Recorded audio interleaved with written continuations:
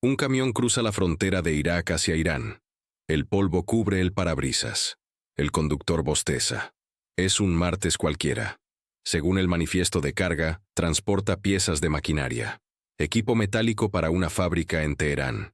El guardia fronterizo iraní revisa sus documentos. Todo parece en orden. Sella el papel. Lo deja pasar. Lo que el guardia no ve es el futuro. En 3 meses, la carga de ese camión va a destrozar un agujero en la red de defensa aérea de Irán. El conductor tampoco lo sabe. Es solo un contrabandista que se gana la vida en las fronteras más pobres del mundo, donde 7 países tocan a Irán. Alguien le pagó bien para mover metal. Nunca hizo preguntas. Los contrabandistas no preguntan, pero alguien sí sabe. Alguien que preparó esa carga meses antes. Alguien que no existe en ninguna base de datos. Y alguien que se bajó de ese camión y desapareció entre la población iraní, como agua en la arena. Rebobinemos. 5 años antes de ese camión. Un café en Erbil, en el Kurdistán iraquí. Un joven se sienta frente a alguien que nunca ha visto. El extraño hace una pregunta sencilla. ¿Qué harías para ver caer al régimen? El joven es kurdo iraní. Ha visto a su pueblo perseguido toda su vida. Ha visto amigos desaparecer en la prisión de Evin. Ha visto a los guardianes de la revolución aplastar protestas en su ciudad natal. La rabia lleva años acumulándose.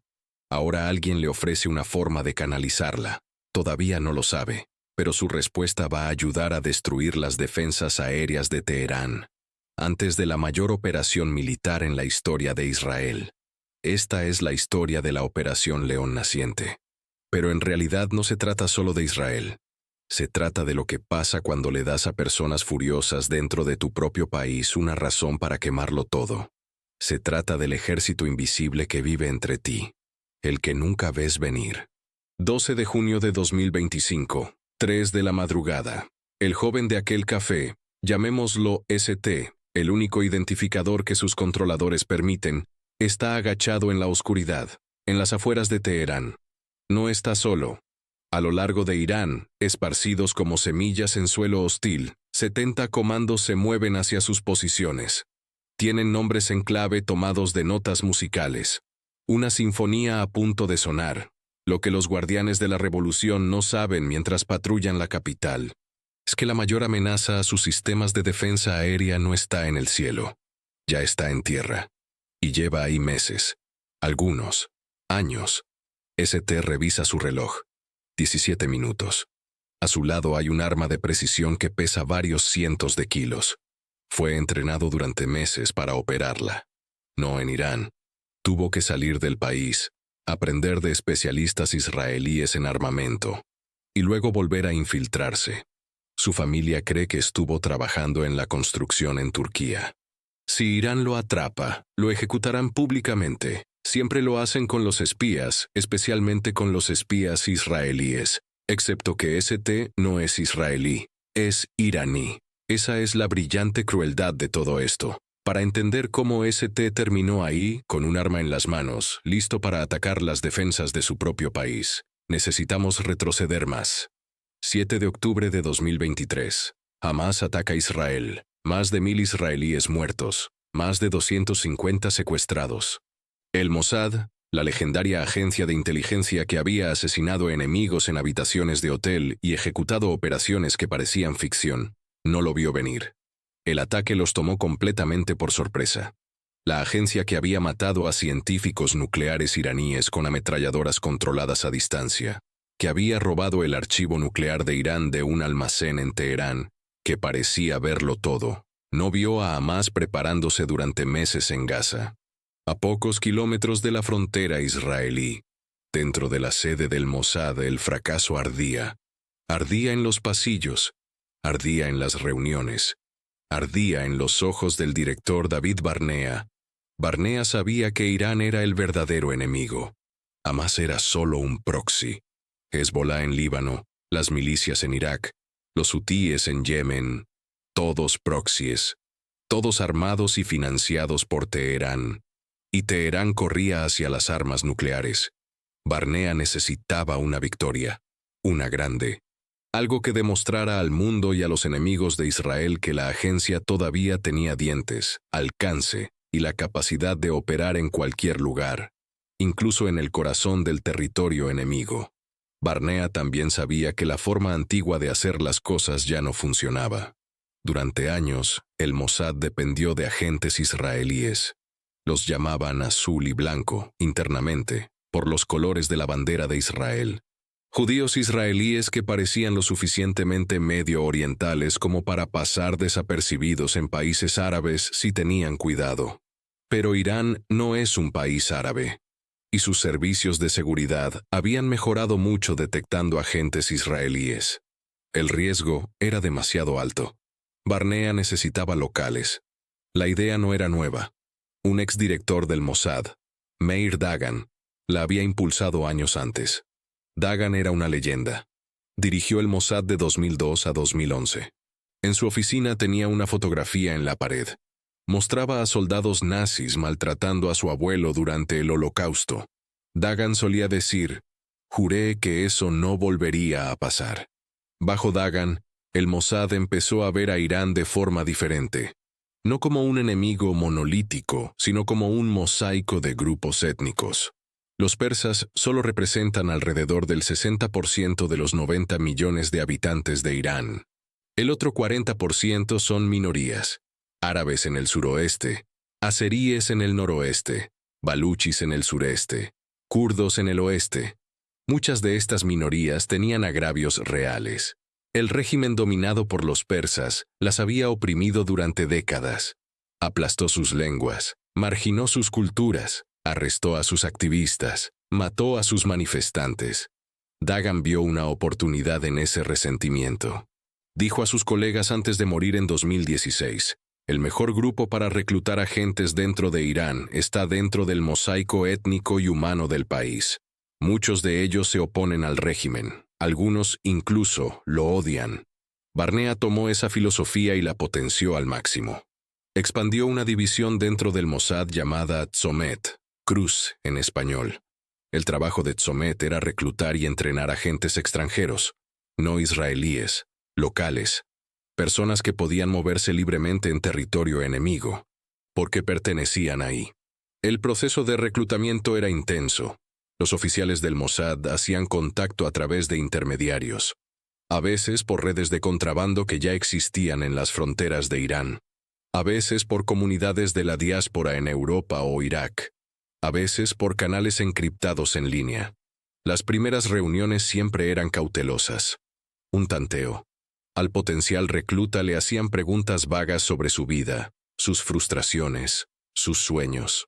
El oficial del Mossad se presentaba como alguien que podía ayudar, un benefactor, un amigo con recursos. Si la persona mostraba interés, comenzaba la siguiente fase: verificaciones de antecedentes profundas. El Mossad pasaba meses verificando todo: conexiones familiares, historial criminal, situación financiera, simpatías políticas, actividad en redes sociales de años atrás. Luego venían las pruebas. Psicólogos del Mossad observaban a los candidatos, a veces desde detrás de espejos de una sola vía. Buscaban debilidades, inestabilidad, señales de que alguien podría quebrarse bajo presión o traicionar la operación. Las pruebas de polígrafo eran obligatorias. Antes del reclutamiento, después del entrenamiento, entre misiones. Las preguntas eran directas. ¿Le has contado a alguien sobre esto? ¿Trabajas para la inteligencia iraní? ¿Completarás tu misión? ST pasó todo. Su motivación era clara. Era kurdo. Había crecido viendo a su pueblo tratado como ciudadanos de segunda clase en su propia tierra. Su tío fue arrestado durante las protestas años atrás. Desapareció en el sistema penitenciario. La familia nunca lo volvió a ver. Cuando el Mossad le preguntó si estaría dispuesto a trabajar contra el régimen iraní, no dudó. Solo pidió una cosa: si algo salía mal, si lo atrapaban, Israel cuidaría de su familia. Le prometieron que sí. El entrenamiento se realizó fuera de Irán. ST no puede decir dónde, sus controladores no lo permiten. Pero durante meses, aprendió habilidades que nunca imaginó necesitar. Cómo operar sistemas de armas guiadas de precisión. No eran rifles ni pistolas. Eran plataformas sofisticadas que requerían conocimiento técnico, sistemas de control de fuego, algoritmos de puntería, secuencias de lanzamiento. Las armas pesaban cientos de kilos. No eran algo que simplemente apuntas y disparas. Cómo moverse por una ciudad sin ser detectado. Detección de vigilancia. Contravigilancia. Cómo saber si te siguen. Cómo perder a alguien. Cómo mezclarte con la multitud. Cómo mantener su cobertura. La leyenda de ST, su historia ficticia, era que trabajaba en la construcción. Tenía que poder hablar de ello de forma convincente, conocer la terminología, tener los callos correctos en las manos. El Mossad incluso le consiguió trabajos reales de construcción antes de que regresara a Irán para que la historia resistiera. Cómo comunicarse con sus controladores, mensajes encriptados, buzones muertos, códigos de señal, nunca usando el mismo método 2 veces, nunca cayendo en patrones que la inteligencia iraní pudiera detectar. El entrenamiento fue exhaustivo porque el margen de error era 0. Irán ejecuta espías, siempre públicamente, a menudo colgándolos de grúas de construcción en plazas de la ciudad.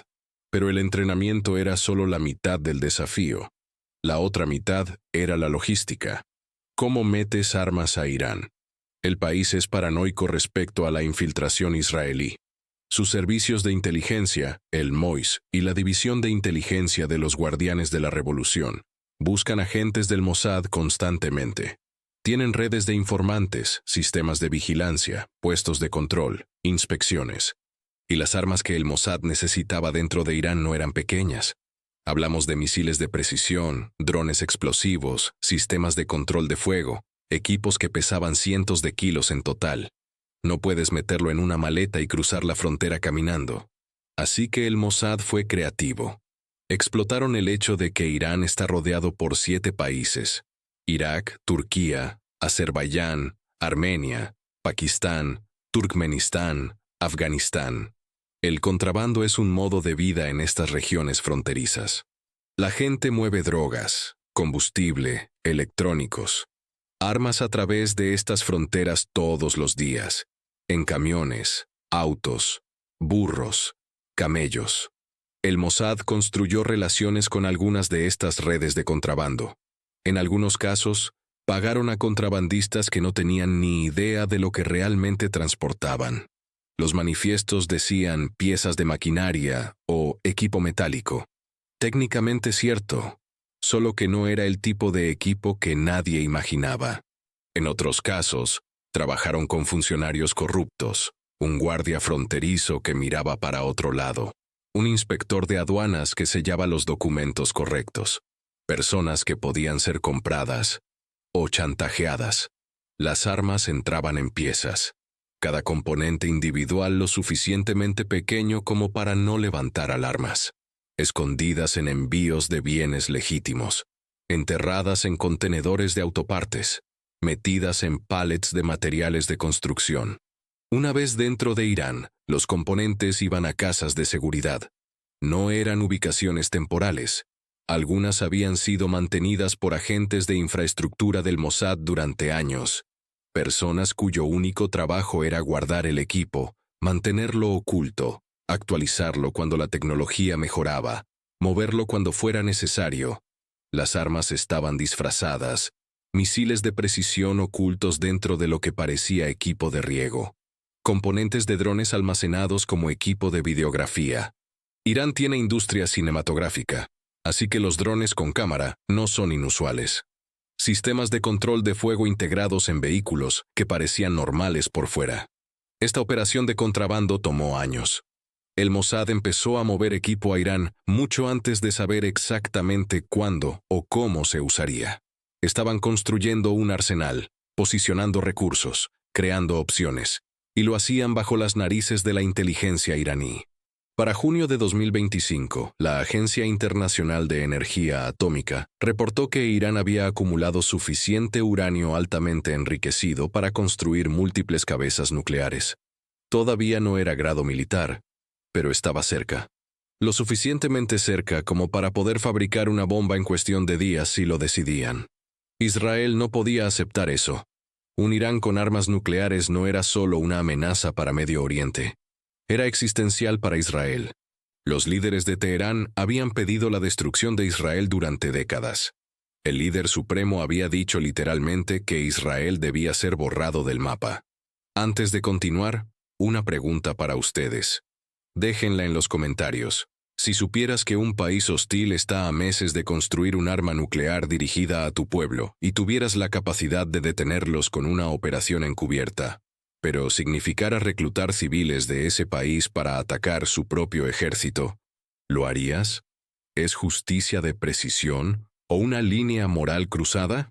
Piénsenlo. La planificación de León naciente se aceleraba. La operación tenía múltiples componentes.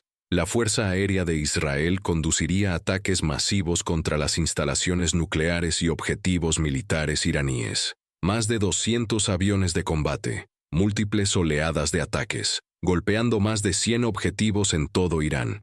Pero la Fuerza Aérea tenía un problema. El sistema de defensa aérea de Irán era un sistema en capas. Sistemas S-300 de fabricación rusa.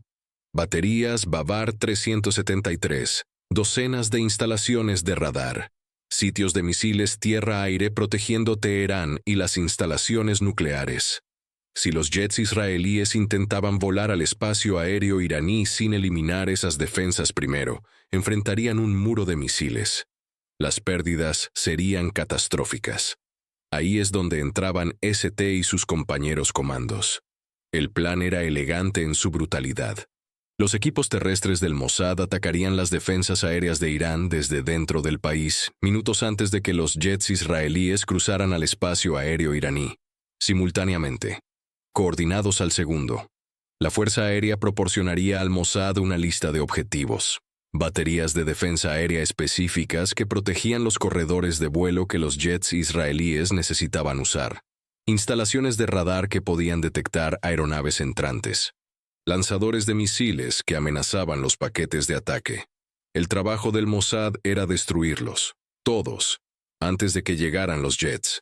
Se requería una tasa de éxito del 100%. Cualquier cosa menos significaba pilotos israelíes muertos.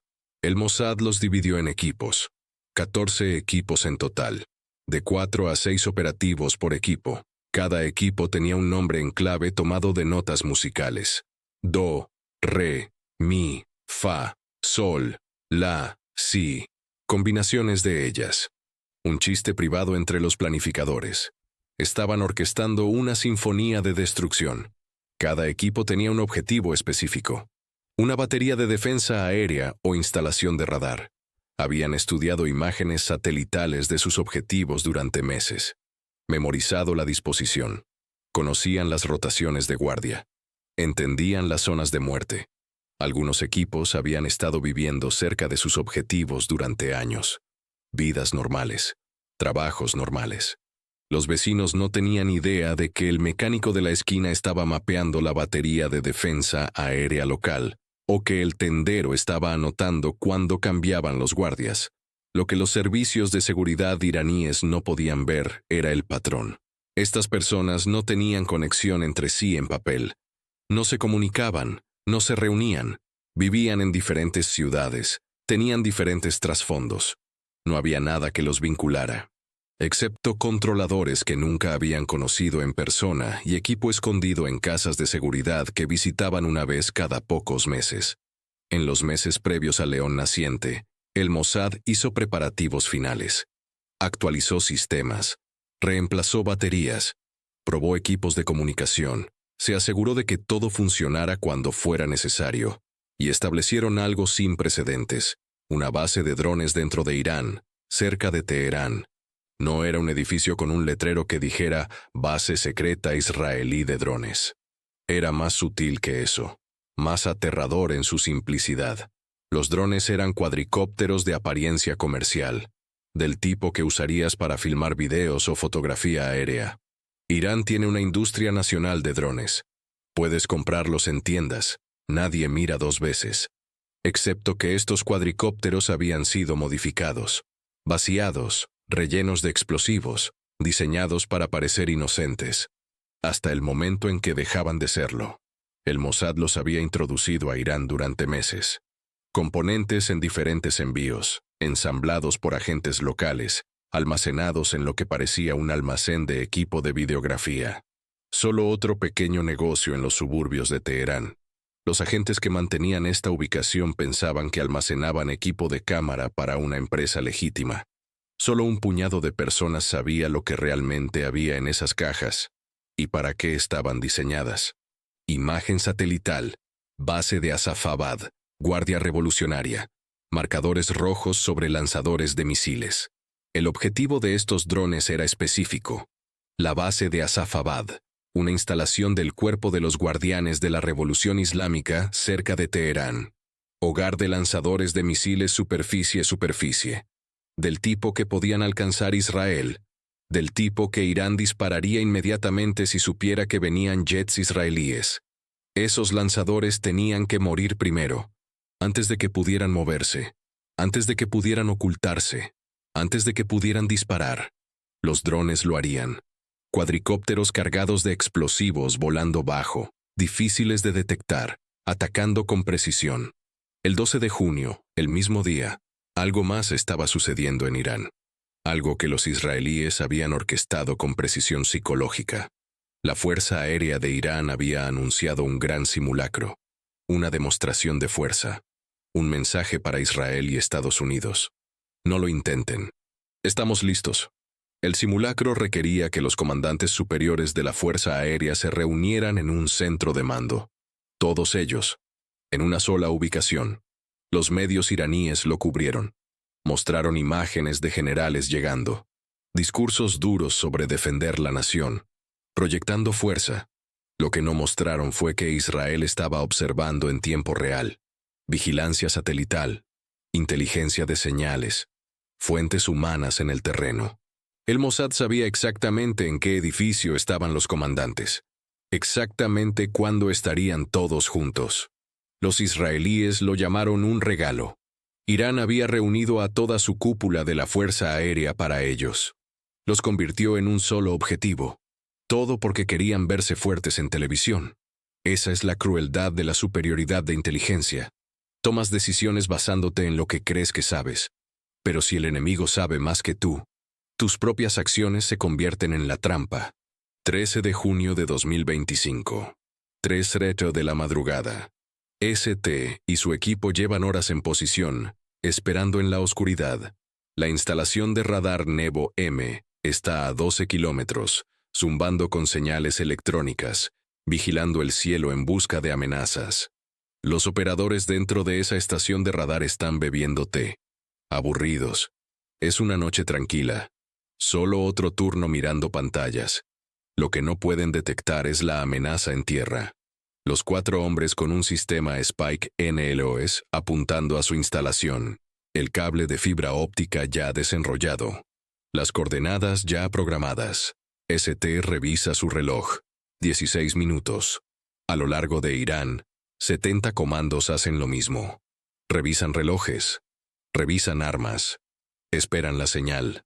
En la base de drones cerca de Teherán, los agentes han encendido los cuadricópteros. 43 drones. Todos armados. Todos programados. Esperando activación remota. En el centro de Irán, los sistemas montados en vehículos están listos. Armas ocultas desplegadas. Sistemas de control de fuego activos. Misiles fijados en objetivos. Y en el espacio aéreo israelí, más de 200 aviones de combate se preparan para despegar. F-15 Strike Eagle, F-16 Fighting Falcon, F-35 Lightning furtivos. Todos armados con municiones guiadas de precisión. Todos con objetivos en Irán. 2 minutos para la hora cero. El líder del equipo de ST da la orden. Última verificación de armas. Todos confirman. Listos. 1 minuto. Los operadores del radar Nebo M toman otro sorbo de té. Miran el cielo vacío. No miran abajo. ¿Por qué lo harían? Los sistemas de defensa aérea defienden contra amenazas aéreas, no contra amenazas que ya están en tierra. 30 segundos. ST coloca su mano sobre el control de lanzamiento. 15 segundos. En la base de drones, El dedo del agente flota sobre el interruptor de activación principal. 43 drones. 43 objetivos. 10 segundos. En 14 ubicaciones diferentes a lo largo de Irán, los equipos se preparan para disparar. 5 segundos. Los jets israelíes ya están en el aire. Escalando, girando al este. 3 segundos. La señal llega. Una simple palabra clave. Una nota musical transmitida por canales encriptados a 14 equipos simultáneamente. Fuego. ST presiona el control de lanzamiento. El misil Spike erupciona de su contenedor. Llamas y humo. El ruido es ensordecedor. Tanto por el sigilo, pero ya no importa. El misil está en camino, ascendiendo, girando. Sistema de guía activo. Cable de fibra óptica desenrollándose detrás. A 12 kilómetros, los operadores del radar Nevo M saltan con el sonido del lanzamiento. Miran sus pantallas. No ven nada. El misil está demasiado bajo, demasiado pequeño, demasiado cerca. Alcanzan las alarmas. Demasiado tarde. El Spike impacta la instalación de radar. La cabeza explosiva detona. El sofisticado sistema ruso de radar, valorado en millones de dólares, diseñado para detectar aviones furtivos, se convierte en metralla y fuego. Los operadores mueren al instante. Probablemente nunca entendieron qué pasó. Un momento bebiendo té. Al siguiente, nada. En la base de Asafabad, los drones llegan. No todos a la vez, escalonados. La primera oleada golpea a los lanzadores de misiles del lado norte de la instalación. Las explosiones se extienden por la base. Los soldados corren a cubierto. Las alarmas gritan. Creen que es un ataque aéreo. Miran al cielo. Intentan activar sistemas antiaéreos. No se dan cuenta de que la amenaza viene de Teherán, de su propia capital, de drones que habían estado almacenados a pocos kilómetros de distancia. La segunda oleada golpea el puesto de mando. La tercera oleada destruye los lanzadores restantes. Para cuando las fuerzas iraníes entienden qué está pasando, la capacidad ofensiva de Asafabad es hierro retorcido y humo. Esos misiles, superficie que debían golpear Israel, destruidos en tierra, nunca lanzados, nunca siquiera movidos. En el centro de Irán, los sistemas montados en vehículos disparan. Misiles de precisión volando hacia baterías tierra-aire. Los camiones que habían estado estacionados inocuamente durante días, tal vez semanas, se transforman de repente en plataformas de armas. Los soldados iraníes cercanos observan en shock. Esos vehículos civiles acaban de lanzar armamento militar. ¿Cómo? ¿Quién? Algunos soldados corren hacia los camiones, pensando que pueden detener a quien los opera. Pero los sistemas son controlados a distancia. No hay nadie adentro. Solo armas disparando en secuencias preprogramadas. Para cuando los soldados llegan a los camiones, los misiles ya han alcanzado sus objetivos. Baterías de defensa aérea explotando. Radares apagándose. El paraguas protector sobre el centro de Irán desarrollando agujeros enormes. Y en esos agujeros, vuelan los jets israelíes. Oleada tras oleada. El primer paquete de ataque golpea objetivos cerca de Isfahán. Instalaciones nucleares, centros de investigación, salas de centrifugadoras. La red de defensa aérea iraní intenta responder, pero enormes secciones ya están muertas, asesinadas desde dentro. Las baterías restantes están abrumadas. Demasiados objetivos, demasiadas direcciones, demasiado sucediendo a la vez. ¿Recuerdan el centro de mando de la Fuerza Aérea donde los generales iraníes se habían reunido para su simulacro? Los misiles israelíes llegan alrededor de las 4 de la mañana. Ataques de precisión en las coordenadas que el Mossad proporcionó. El edificio colapsa. Todos dentro mueren. El jefe de la Fuerza Aérea de Irán, su adjunto, comandantes de división, comandantes de ala, oficiales superiores, toda la estructura de liderazgo de la Fuerza Aérea iraní, borrada en segundos. Irán los había reunido para proyectar fuerza. Israel los mató por ser predecibles. Los jets israelíes bombardearon la instalación nuclear de Natanz, la misma que había sido atacada con el virus informático Stuxnet años antes. Ahora estaba siendo golpeada con explosivos reales. salas de centrifugadoras colapsando, edificios de investigación destruidos. Fordow recibió atención especial. Estaba demasiado profundo bajo tierra para las bombas israelíes, pero los estadounidenses cumplieron. Bombarderos furtivos B-2 lanzaron bombas antibúnker GBU-57, bombas de 14 toneladas diseñadas para penetrar objetivos endurecidos. Las bombas atravesaron capas de roca y concreto. Detonaron en las profundidades de Fordow. Las salas de enriquecimiento colapsaron.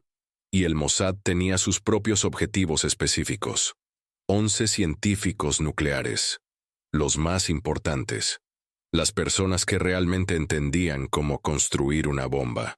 Durante meses, el Mossad había rastreado a estos hombres, construido expedientes, aprendido sus rutinas. Sabían dónde vivían. Sabían qué habitación de qué casa era su dormitorio. Ese nivel de detalle requería fuentes dentro de Irán. Jets israelíes dispararon misiles aire-tierra a coordenadas precisas. Los misiles atravesaron ventanas, techos, apuntando a habitaciones específicas en casas específicas. Los 11 científicos murieron. De vuelta en la posición de ST, el equipo ya estaba moviéndose. El lanzamiento delató su ubicación. Tenían tal vez 5 minutos antes de que llegaran las fuerzas de seguridad iraníes. Quizás menos. Habían ensayado esta parte también. Armas desmontadas. Componentes dispersados. No dejar nada que pudiera ser rastreado. El lanzador Spike se desarmó en piezas. Cada pieza fue enterrada en una ubicación diferente o arrojada a zanjas de drenaje. El equipo se separó. Desaparecieron en la ciudad. ST caminó hasta una parada de autobús. Tomó la ruta matutina temprana como si fuera a un trabajo de construcción. Solo otro trabajador empezando su día. Su corazón latía con fuerza. Sus manos aún olían a propulsor. Pero su rostro estaba calmado. Años de vivir bajo un régimen paranoico te enseñan a esconder lo que sientes. Lo había hecho toda su vida. Irán intentó responder. Lanzó más de 500 misiles balísticos contra Israel durante los 12 días de combate. También envió más de 1000 drones suicidas. La mayoría fueron interceptados. Destructores estadounidenses en la región ayudaron. El sistema Iron Dome y las baterías David's Sling de Israel trabajando al límite. Baterías Patriot estadounidenses en países vecinos uniéndose a la defensa. Pero algunos misiles pasaron. Golpearon áreas civiles en Israel, un edificio de departamentos en Bat Yam, un hospital, edificios gubernamentales. Alrededor de 30 civiles israelíes murieron. Miles resultaron heridos, daños estimados en $12.000 millones. Israel lo consideró un precio aceptable. Irán había perdido mucho más, la mitad de su arsenal de misiles balísticos destruido. El 80% de sus lanzadores móviles eliminados. Su programa nuclear retrasado años, tal vez décadas. Su red de defensa aérea destrozada. Su liderazgo militar decapitado. El combate terminó el 24 de junio, 11 días de guerra.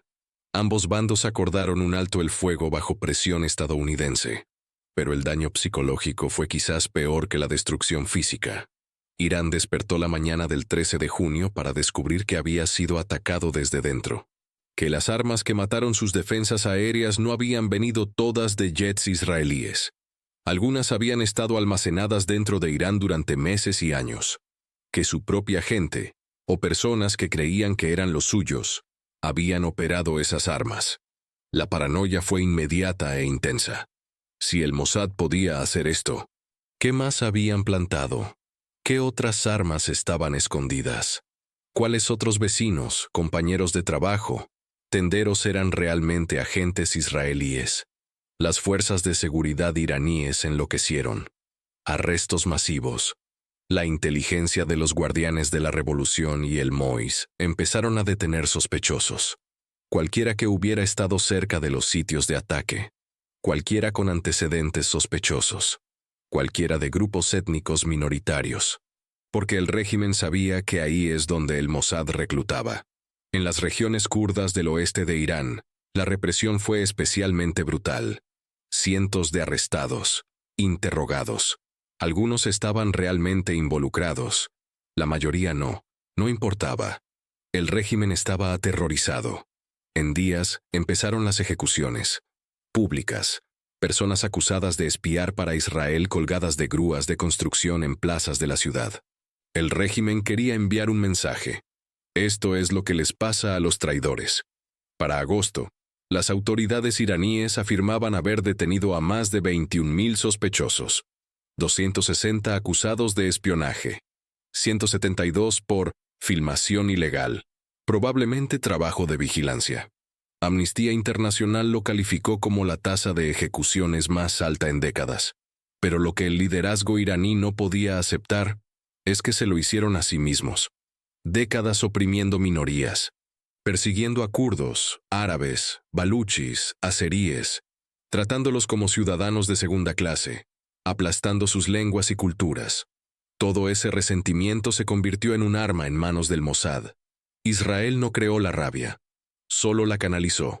Le dio herramientas, le dio entrenamiento, le dio objetivos. El expresidente iraní Mahmoud Ahmadinejad había advertido sobre esto años antes, en 2021. Hizo una afirmación asombrosa. Dijo que el jefe de la unidad anti-Mossad de Irán era en realidad un agente israelí. Un topo en los niveles más altos. Nadie sabía si era verdad, pero mostraba lo profunda que era la paranoia. El ministro de Inteligencia de Irán, Ali Younesi, dijo algo aún más escalofriante en 2020. El Mossad está más cerca de nosotros que nuestras propias orejas. Tenía razón. Pero era peor de lo que imaginaba. El Mossad no solo estaba cerca. En algunos casos el Mossad eras tú, tu vecino, tu compañero de trabajo, la persona que te sirve el café, el camionero que hace entregas, el trabajador de la construcción que arregla caminos, personas que ves todos los días y nunca sospechas, hasta la noche en que las armas disparan desde dentro de tus fronteras, hasta que las defensas aéreas explotan desde dentro, hasta que te das cuenta de que el enemigo ha estado ahí todo el tiempo, paciente, preparado, esperando. Esa es la pesadilla con la que Teherán vive ahora. La incertidumbre. El saber que a pesar de arrestar a 21.000 personas, a pesar de ejecutar a docenas, a pesar de represiones masivas de seguridad, las redes podrían seguir ahí, dormidas, listas, y no hay forma de eliminar la vulnerabilidad sin abordar el problema de raíz, la opresión que crea la motivación, las divisiones étnicas que crean el grupo de reclutamiento, los agravios que hacen que las personas estén dispuestas a arriesgar la ejecución por una oportunidad de venganza. Irán podría matar a cada agente sospechoso, podría ejecutar a miles, podría convertir al país en un estado de vigilancia que haga parecer permisiva a China. Y no importaría, porque mientras la gente tenga razones para odiar a su propio gobierno, los enemigos pueden convertir ese odio en un arma. La Operación León Naciente triunfó porque Irán creó las condiciones para su propia penetración, y hasta que los países aprendan a tratar a todos sus ciudadanos con dignidad y justicia, seguirán creando ejércitos que pueden ser vueltos en su contra. La pregunta no es si habrá otro león naciente. La pregunta es dónde y cuándo, y si el próximo objetivo lo verá venir mejor que Irán. Basándonos en la historia, probablemente no, porque la característica definitoria de los ejércitos invisibles es que no los ves hasta que atacan.